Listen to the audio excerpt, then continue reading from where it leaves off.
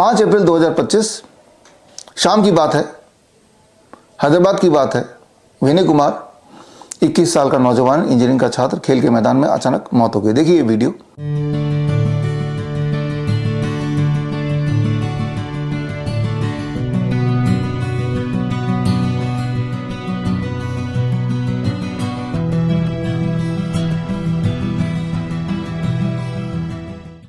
अगला वीडियो देखिए, उसी समय का है, महाराष्ट्र का है, धाराशिव जिले का है। 20 साल की छात्रा वर्षा।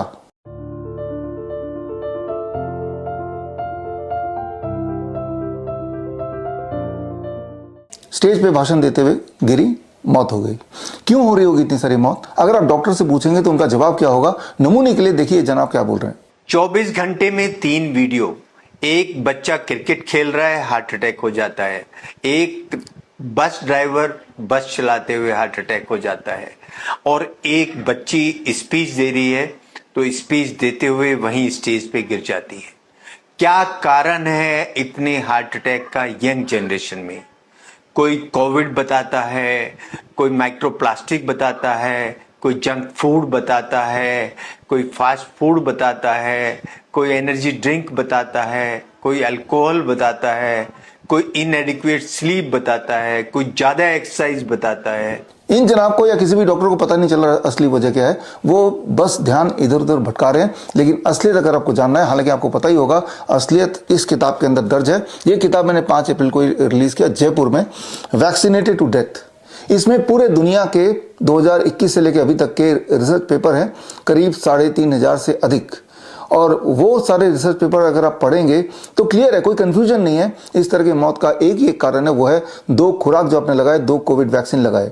यानी कि वो डॉक्टर जिन्होंने तब आपको बहकाया, झूठ बोल के 2 खुराक लगाए, वो तब भी आपको झूठ बोल रहे थे और आज भी आपको झूठ बोल रहे हैं। अब सवाल यह है कि वो सारे डॉक्टर, सफेद कोट डॉक्टर, जो तब आपको गुमराह करके 2 खुराक लगाने को मजबूर किया, और आज भी जब उसका कॉन्सिक्वेंसेस आप झेल ही रहे हैं, तो आज भी वो सच नहीं बता रहे। ऐसे डॉक्टरों पर कैसे आप भरोसा कर सकते हैं अपने किसी भी बीमारी के इलाज के लिए?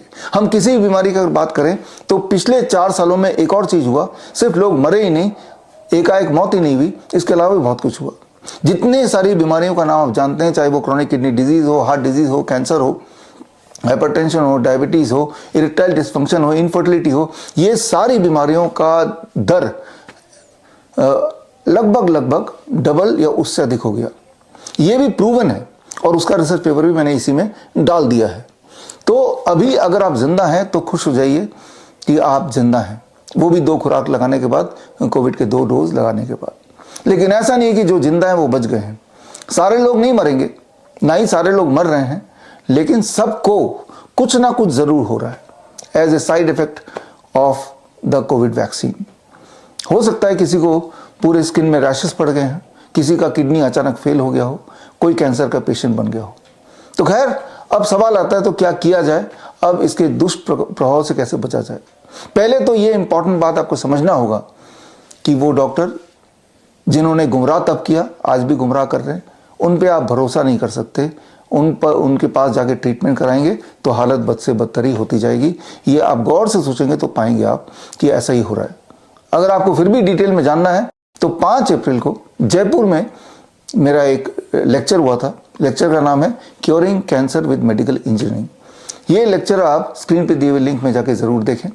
बड़ी से बड़ी बीमारी का आसान से आसान इलाज घर बैठे ही हो सकता है। अधिक जानकारी के लिए कांटेक्ट करें nearest doctor BRC clinic @home।